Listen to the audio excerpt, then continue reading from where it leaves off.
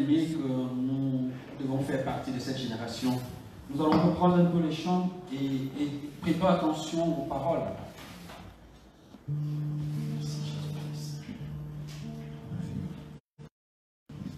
Je vois le roi de gloire qui revient sur les nuées, les nations tremblent, les nations tremblent. Je vois son amour, sa grâce, qui efface nos péchés.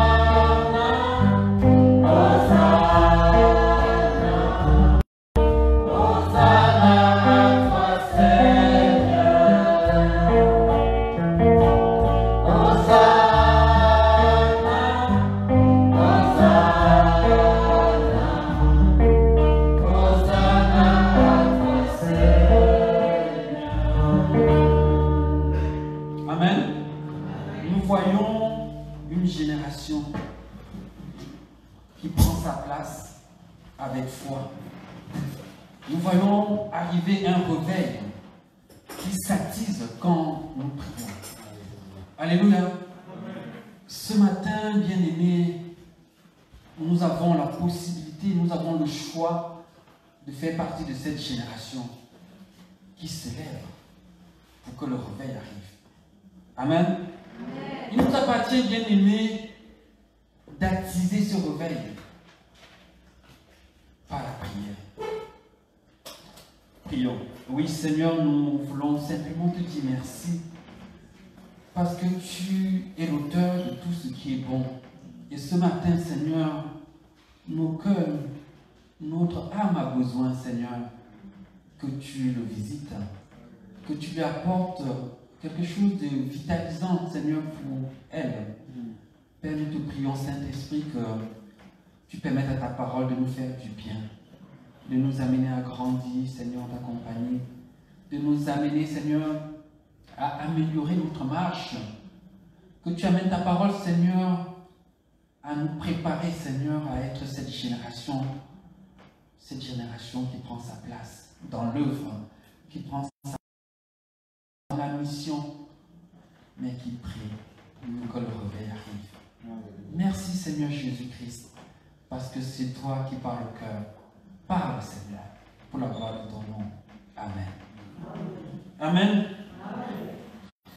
Bien-aimé, le Seigneur veut partager avec nous deux choses ce matin.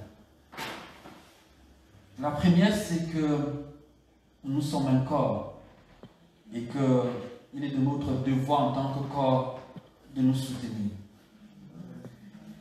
La deuxième chose, c'est que nous sommes membres du royaume et que le royaume de Dieu est appelé à être des bâtisseurs, de ceux qui repartent des murailles, qui repartent des failles. Et ce matin, bien-aimé, le Seigneur veut donner l'occasion à chacun de nous d'être réparateur des murailles. Nous allons lire dans 1 Corinthiens au chapitre 12. Nous avons fait beaucoup de lectures ce matin, mais l'essentiel, ce sont ces 2 points. Nous sommes un corps, et un corps, tous les membres d'un corps se soutiennent. Nous sommes le royaume de Dieu, membres du royaume de Dieu, et nous avons le devoir d'être réparateurs des murailles. 1 Corinthiens 12, les versets 12 à 13 et après 14 et ensuite 22 à 26. Nous allons lire. Car comme le corps est un et a plusieurs membres, et comme les membres du corps, un nombre, ne forment qu'un seul corps, ainsi en est-il de Christ. Nous avons tous en effet été baptisés dans un seul esprit pour former un seul corps, soit juif, soit grec, soit esclave, soit libre. Et moi, j'aurais voulu dire tchadien, marocain, libyen, américain, espagnol. Et nous avons tous été abreuvés d'un seul esprit. Le verset 14 dit ceci. Ainsi, le corps n'est pas un seul membre, mais il est formé de plusieurs membres. À partir du verset 22.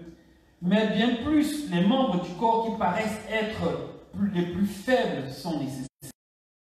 Et ceux que nous estimons être le moins honorables du corps, nous entourons d'un grand honneur. Ainsi, nos membres les moins honnêtes reçoivent le plus d'honneur, tandis que ceux qui sont honnêtes n'en ont pas besoin. Dieu a disposé le corps de manière à donner plus d'honneur à ceux qui en manquaient, afin qu'il n'y ait pas de division dans le corps, mais que les membres aient également soin les uns des autres. Et si un membre souffre, tous les membres souffrent avec lui. Si un membre est honoré, tous les membres se réjouissent avec lui. Amen. Amen. Amen. Bien-aimés, tout simplement pour dire que nous sommes membres les uns des autres. Pour dire que nous appartenons, bien-aimés, à la même nation, le royaume de Dieu. Et que nous devons, bien-aimés, prendre soin les uns des autres.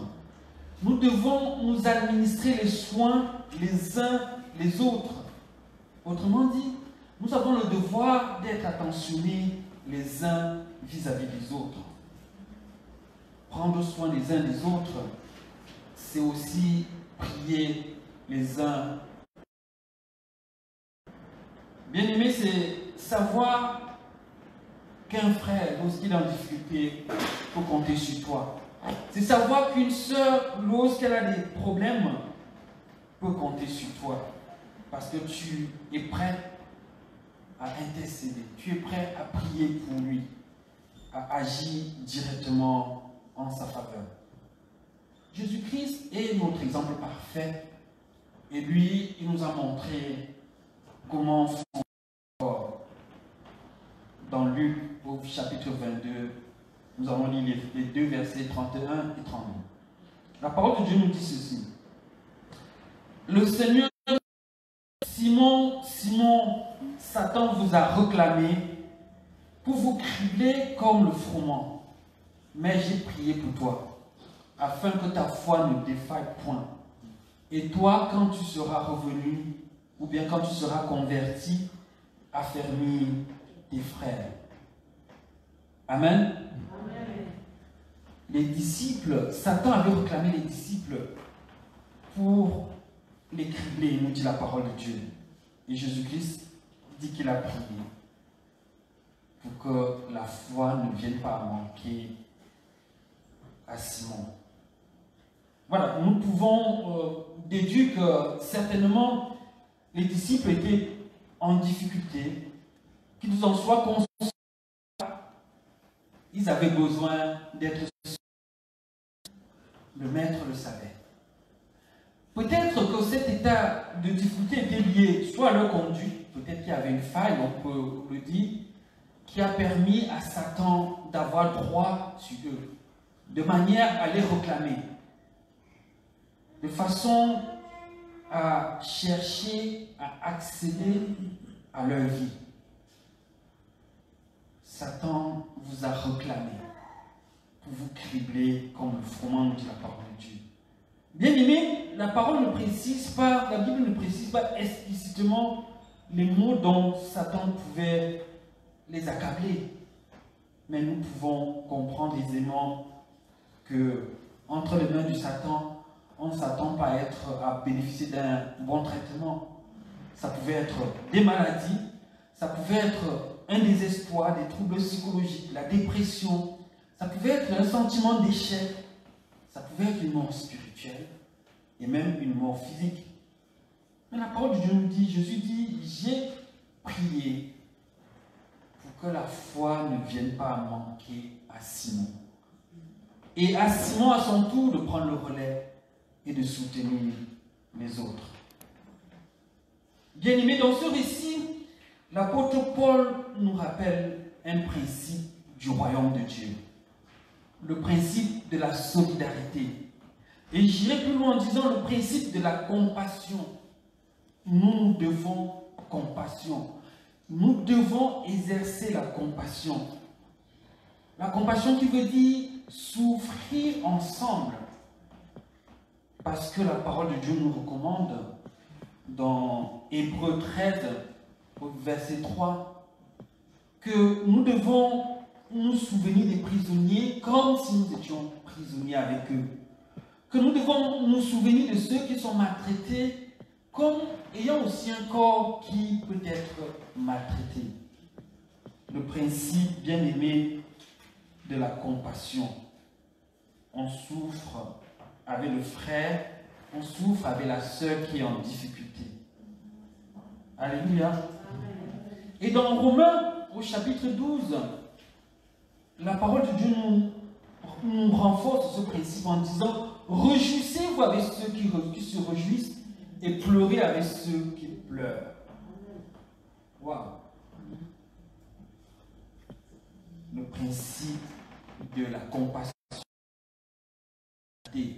Nous devons prendre notre part, bien-aimés, dans les épreuves que travaillent nos frères, que travaillent nos sœurs.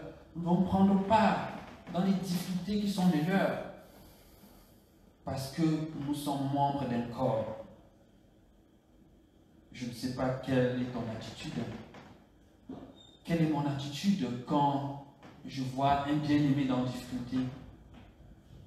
Un frère ou sœur qui traverse une situation difficile. Ce matin, le Seigneur Jésus-Christ veut nous encourager à nous soutenir mutuellement. À prier pour que la foi ne vienne pas à manquer à quelqu'un qui passe par une situation difficile. Un bien-aimé, une bien-aimée que Satan réclame pour passer au crible. Il est de notre devoir, bien-aimé, de prier pour que la foi ne vienne pas lui manquer. Il est de notre devoir de prier pour celui qui passe par la vallée de l'ombre de la mort. Oui, bien-aimé, nous devons recommander le sort de quelqu'un qui passe par des difficultés à Dieu. Parce que nous sommes membres d'un même corps. Alléluia. Nous sommes membres d'un même corps. Et le membre qui souffre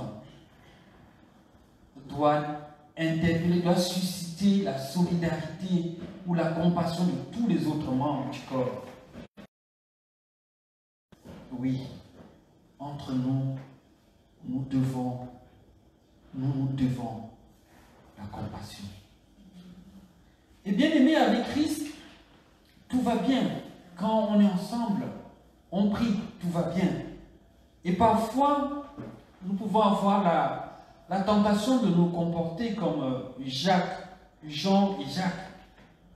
Jean, Jacques et Pierre lors de la transfiguration que nous pouvons trouver dans Luc au chapitre 9, les versets 32 à 33. Nous pouvons avoir la tentation de dire, construisons des tentes. Construisons des tentes. On reste ici, on reste entre nous. On reste loin du monde qui périt autour de nous, loin de nos contemporains. On peut avoir cette tentation. Parce qu'avec Christ, on est à l'aise. Entre nous, on est à l'aise. Si j'ai un problème, je peux compter sur un frère. Si une soeur a un problème, je peux compter sur une soeur ou sur un autre frère. Et la vie est belle comme ça. Alléluia. Mais bien aimé, comme Jésus-Christ, lors de cette transfiguration, il n'a pas accepté que les tentes fussent construites. Parce qu'il faut descendre dans la vallée. Il faut descendre au contact de nos contemporains. Parce que c'est là où nous devons accomplir la mission qui est nôtre. C'est là où nous devons apporter la lumière. C'est là où nous devons apporter le sel dont le monde a besoin. Oui, ce matin, le Seigneur veut inviter quelqu'un à regarder autour de lui et d'être un observateur, une observatrice avertie. Le Seigneur veut amener quelqu'un à être un bâtisseur, à être celui qui s'intéresse à la création de Dieu. La parole nous rappelle ce que notre Maître, le Seigneur Jésus-Christ lui-même, nous a montré comme exemple dans Matthieu 4 au verset 23. La parole nous dit ceci: Jésus parcourait toute la Galilée, enseignant dans les synagogues du royaume et guérissant toutes sortes de maladies et toute infirmité parmi le peuple. Alléluia. Il parcourait toute la Galilée. Le but, annoncer l'évangile, mais aussi de guérir non seulement les maladies, mais également les infirmités. J'imagine les douleurs que subissaient les gens, les maux qui accablaient le peuple. Jésus-Christ allait vers eux pour apporter la guérison. Et ce matin, bien aimé, il veut passer le flambeau à quelqu'un. Il cherche quelqu'un pour se lever, pour que la personne se lève, pour que la personne l'invite à intervenir, pour que la personne le sollicite pour une famille, pour une communauté, pour un quartier, pour un pays qui a besoin de l'intervention de notre Seigneur. Amen. Alléluia. Amen. Je disais que l'autre principe du royaume, c'est d'être des bâtisseurs des murailles, de ceux qui reparent des failles. Et nous allons lire dans Ézéchiel, au chapitre 22, le verset 30, qui nous dit ceci. Je cherche parmi eux un homme qui élève un mur, qui se tienne à la brèche devant moi en faveur du pays, afin que je ne détruise pas, mais je n'en trouve point. Si nous lisons les versets précédents, à partir du verset 1 du chapitre 22 d'Ézéchiel, nous allons nous rendre compte que le prophète décrit les maux qui minent Jérusalem, ce que Dieu reprochait à Jérusalem, la cruauté de Jérusalem, l'horreur qui sévissait dans cette ville. Oui, il décrit le mépris que les gens avaient des parents, la maltraitance qu'ils avaient des étrangers et de l'indigent, l'oppression qu'ils exerçaient sur l'orphelin et la veuve. Il décrit les calomnies, les meurtres, les incestes, les adultères, la cupidité, la violence qui régnait dans cette ville. Les courantes, les extorsions étaient pratiques courantes. La violation des lois de notre Seigneur était quasi courante. Oui, il régnait une atmosphère de confusion. Et c'est là où Dieu, dans sa colère, a décidé de détruire Jérusalem.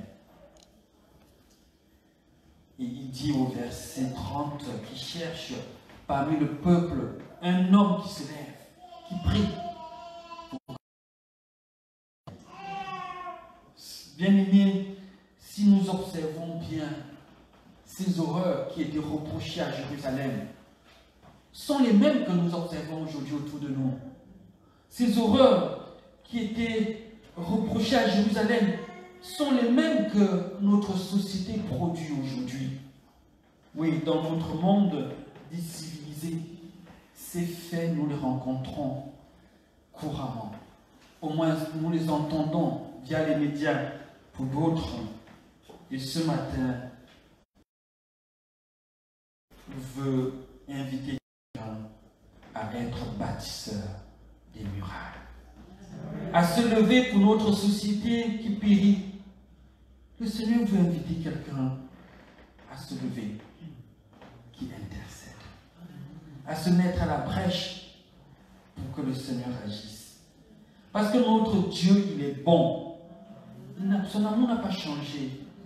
De même qu'il est disposé à pardonner les horreurs de Jérusalem, de même il est prêt à pardonner les horreurs de notre société. Mais il cherche quelqu'un qui intercède. Une génération qui prend sa place. Pour que le réveil arrive. Une génération qui prie pour attiser le réveil qu'apporte le Saint-Esprit. Quelqu'un qui a compassion du monde qui périt.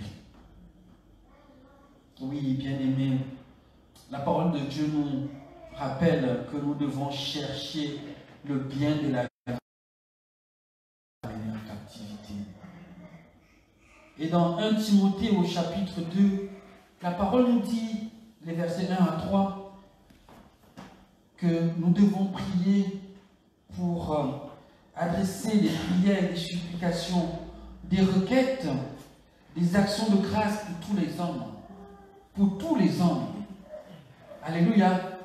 Pour tous les hommes. Il n'a pas dit juste pour vous, mes frères et mes sœurs. Mais il a dit, j'exhorte donc avant toute chose à faire des prières, des supplications, des requêtes, des actions de grâce pour tous les hommes.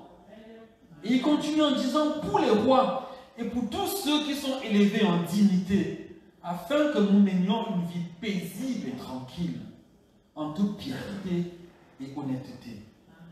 Et le verset 3 nous dit, cela est bon et agréable devant Dieu, notre Sauveur. Waouh! Bien-aimés, nous avons le devoir d'être solidaires, d'exercer la compassion. Mais en tant que membre du royaume de Dieu, ce qui est bon et agréable devant Dieu aussi, c'est que nous prions, nous apportons des supplications, des requêtes, des actions de grâce pour tout être, pour les rois et pour ceux qui sont élevés en dignité. Peut-être ce matin, bien-aimé, Dieu te montre pendant que je suis en train de parler quelqu'un pour qui il faut que tu pries. Peut-être que Dieu te montre une autorité pour qui il faut élever la voix devant Dieu, pour qui il faut faire une requête devant le Seigneur Jésus-Christ. Oui, il peut être ton supérieur hiérarchique, il peut être ton chef de service, ton manager, ton superviseur, ton chef de rayon. Et bien aimé, Dieu ne dit pas de prier juste pour ceux qui nous sont favorables. Il peut être même quelqu'un qui ne t'apprécie pas. Mais notre devoir, bien aimé, c'est de prier. C'est d'être des réparateurs des brèches. C'est d'être à la brèche pour le monde qui s'égare. Et c'est le devoir pour lequel Dieu nous appelle. Ce matin, bien aimé, le Seigneur cherche des réparateurs des brèches. Des hommes et des femmes prêts à se tenir à la brèche en faveur du pays. En faveur de ce pays, la France. En faveur de son continent, l'Europe. En faveur de l'Amérique. En faveur de l'Afrique. En faveur du monde entier. Amen. Alléluia. Veux-tu être de cette génération bien-aimée? Nous ne sommes pas des observateurs passifs. Dieu ne nous amène pas à voir ce qui est anormal ou à voir ce qui ne marche pas, juste pour satisfaire notre aptitude à voir ou notre curiosité. Le fait d'être au courant de ce qui ne marche pas nous met en responsabilité, bien-aimés. Le fait de savoir que ça ne devrait pas se passer comme ça nous amène à chercher à trouver une solution pour que demain ça aille mieux. Oui. nous devons être des réparateurs des brèches. Parce qu'une fois au courant que ça ne va pas, nous sommes interpellés. Nous sommes interpellés. Parce que nous avons la solution. Et la solution, c'est Jésus-Christ. Alors, il nous revient d'appeler la solution pour résoudre le problème.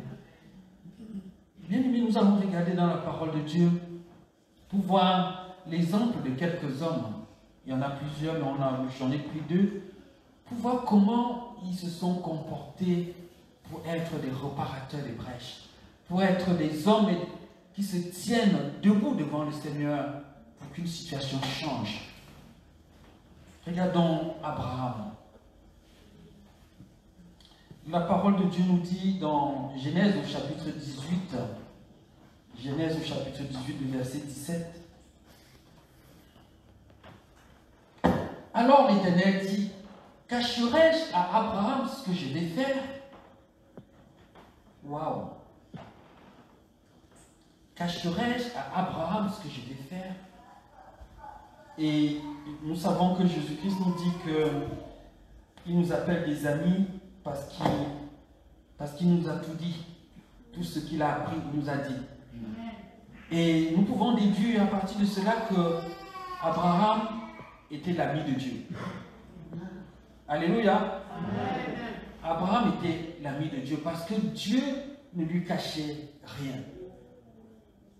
Alors l'Éternel dit, cacherai-je à Abraham ce que je vais faire? Et j'ai envie de dire que le premier caractère ou bien le premier élément quand on veut être bâtisseur, c'est d'être ami de Dieu. Alléluia. C'est d'être celui-là où Dieu va venir te dire ce qu'il va faire. Amen. C'est d'être celui-là, Dieu va venir te dire, ah, je compte faire telle chose. Et on va continuer au verset 20 et 23 qui dit ceci. Et l'Éternel dit, le cri contre Sodome et Gomorrhe s'est accru, et leur péché est énorme. C'est pourquoi je vais descendre, je verrai s'ils ont agi entièrement selon le bruit venu jusqu'à moi, et si cela n'est pas, je le saurai. Le verset 22 nous dit, les hommes s'éloignèrent et allèrent vers Sodome, mais Abraham se tint en présence de l'Éternel. Abraham s'approcha et dit, feras-tu aussi périr le juste avec le méchant? L'Éternel était prêt à détruire Sodome et Gomorrhe. Alléluia. L'Éternel était prêt à détruire Sodome et Gomorrhe. Il a informé son ami. Et ce matin, Dieu veut faire de toi un ami. Alléluia. Celui qui va informer de ce qu'il va faire. Celui qui va informer de comment est-ce qu'il va agir. Celui qui va informer de ses plans. Parce que Dieu a un plan pour l'humanité. Mais comme on a dit précédemment, le fait d'être au courant nous met en responsabilité. Et ce matin, Dieu veut que tu sois un ami qui se tient devant lui pour intercéder. Pour ceux pour lesquels tu es au courant. Pour ceux à quoi il t'informe. C'est pour que tu prennes ta part dans l'œuvre dans laquelle il t'a placé. Le deuxième exemple bien aimé, nous allons le lire dans Néhémie au chapitre 1. Nous sommes en train de dire que le Seigneur veut faire de quelqu'un un bâtisseur, un réparateur de brèches. Néhémie chapitre 1.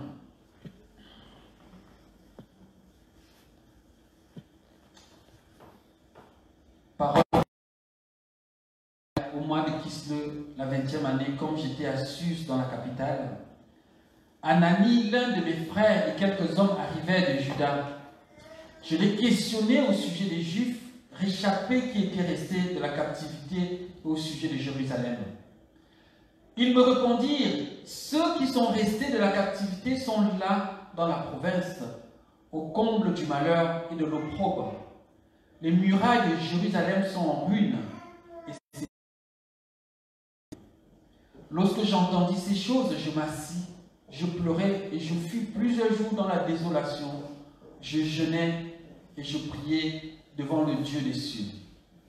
Et je dis, ô Éternel, Dieu des cieux, Dieu grand et redoutable, toi qui gardes ton alliance et qui fais miséricorde à ceux qui t'aiment et qui observent tes commandements, que ton oreille soit attentive et que tes yeux soient ouverts.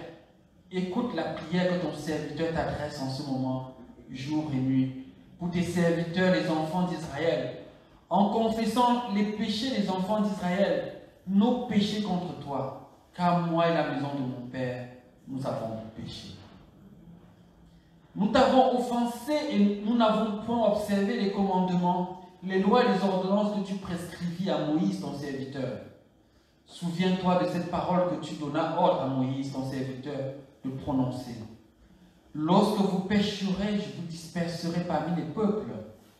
Mais si vous revenez à moi, et si vous observez mes commandements et les mettez en pratique, quand vous seriez exilés à l'extrémité du ciel, de là je vous rassemblerai et je vous ramènerai dans le lieu que j'ai choisi pour y faire résider mon nom.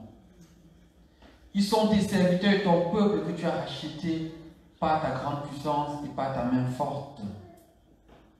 Ah Seigneur, que ton oreille soit attentive à la prière de ton serviteur et à la prière de tes serviteurs qui veulent craindre ton nom. Donne aujourd'hui du succès à ton serviteur et fais-lui trouver grâce devant cet homme. J'étais alors les chansons du roi. Amen. Amen. Bien-aimés, si nous voulons être des bâtisseurs comme Néhémie, nous devons aller à la recherche de l'information. Nous devons aller à la source pour chercher l'information. Quand il a vu les gens arriver de Jérusalem, il est allé chercher les nouvelles. Il allait demander comment vont les personnes qui sont restées. Certainement, c'est des personnes, ça fait plusieurs mois, voire plusieurs années qu'il ne les a pas vues. Et toi, mon frère, est-ce que tu prends des nouvelles? Est-ce que tu prends des nouvelles des gens que tu n'as pas vus, ça fait longtemps? Est-ce que tu prends les nouvelles de ce qui se passe dans ta commune, dans ton quartier, dans ta ville? Parce que, bien aimé, il sera très difficile de plaider la cause d'une commune ou d'une ville si on n'est pas au courant de ce qui s'y passe. Il serait très difficile de plaider la cause d'un pays si on n'est pas informé de tout ce qui s'y passe. Ce matin, le Seigneur veut que nous soyons des observateurs avertis. Avertis que même s'il y a des difficultés, il est la solution. Avertis qu'il nous appartient de l'inviter, d'inviter Jésus-Christ à intervenir dans des situations que nos communes, que nos quartiers, que nos villes, que notre pays peut traverser de difficiles. Alléluia. Amen. Nous devons bien aimer prendre des nouvelles de nos communes, de nos villes, afin de mieux intercéder. Comme on a dit tantôt, nous devons avoir un cœur compatissant. Néhémie, quand il a appris la venir à Juda et dans la ville de Jérusalem, il a pleuré. Il a prié le jeûne. Il a partagé par cette façon la souffrance de ce peuple. Il a partagé par cette façon les difficultés que ce peuple traversait. Et ce n'est pas juste au contenter à pleurer et à prier, mais il s'est levé, bien aimé, pour faire partie de la solution. Pour faire partie de la solution en s'appuyant sur Dieu. Il s'est identifié à ce peuple. Il a imploré le pardon de Dieu pour ce peuple. Il a rappelé les promesses de Dieu et demandé la faveur de Dieu pour ce peuple. Et il s'est levé. Il a demandé que le Seigneur lui accorde la démarche qu'il allait faire. Et la démarche, bien aimée, c'était d'aller demander un congé à son employeur ou bien à son patron. Il était esclave à son maître pour aller reparer les brèches. Et ce matin, le Seigneur veut que nous nous levons Le Seigneur veut que je me lève. Le Seigneur veut que tu te lèves pour faire partie de la solution pour ce pays. Pour faire partie de la solution pour les maux qui minent nos villes, qui minent nos communes. Oui, nous pouvons, bien aimer, par la prière. Nous pouvons demander à Dieu d'intervenir, d'identifier le problème. Il nous appartient de savoir où ça ne va pas. Et pour cela, nous devons avoir un cœur compatissant. Pour cela, nous devons aller chercher l'information. Nous devons nous informer. Parce que sans information, nous ne pouvons pas prier avec précision. Ce matin, bien-aimé, le Seigneur veut parler à quelqu'un. Est-ce que nous sommes prêts à faire partie de cette génération? Si nous sommes prêts, je vais vous demander de nous lever pour qu'on prie.